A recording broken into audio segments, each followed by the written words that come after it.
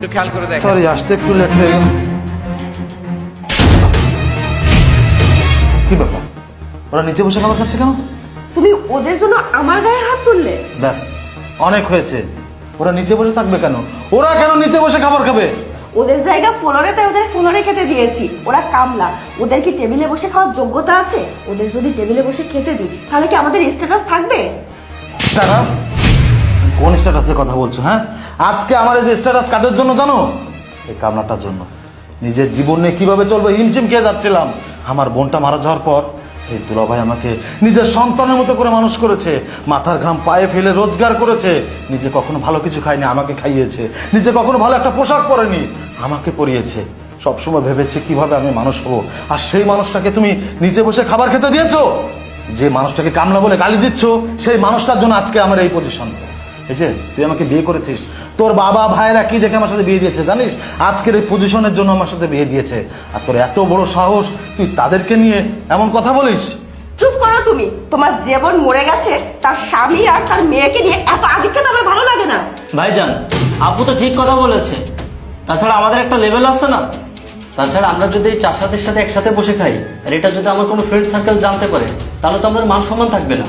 এই চামচার ঘরের চামচারা, এত বড় বড় কথা বলছিস কেন? হ্যাঁ, আমার বাড়িতে বেড়াতে এসেছিস, সম্মান দিচ্ছিস, সম্মানটা নিতে শেখ। আমার দুলাভাইকে নিয়ে একটা বাজে কথা বললে তোদের দুজনকে এখানে জানতে পুঁতে ফেলবো। তোরা নিজেরাই তো থাকিস ঘর জামাই, আবার এত বড় বড় কথা আসে কোথা থেকে? হ্যাঁ, বাহ, অনেক শখ করে মেয়ে জামাই বাড়িতে এসেছিলাম পিঠা খেতে। আমরা সবাই মিলে পিঠা খাবো, কিন্তু এই জামাই বাড়িতে না আসলে আমি বুঝতেই পারতাম না আমার ছেলেরা এবং আমার মেয়ের মন মানসিকতা এমন। কি বললি? কামলা? আজ এই কামলার জন্য কামরুলের এই পজিশন। কামরুলের বোন মারা যাওয়ার পর থেকে কামরুলের এই দুলাভাই কামরুলকে কোলে পিঠে করে সন্তানের মতো মানুষ করেছে, তাকে লেখাপড়া শিখিয়েছে। আজ তুই কি বললি তাদের কামলা? তাদেরকে তুই এই যে পোড়া পিঠা খেতে দিয়েছিস?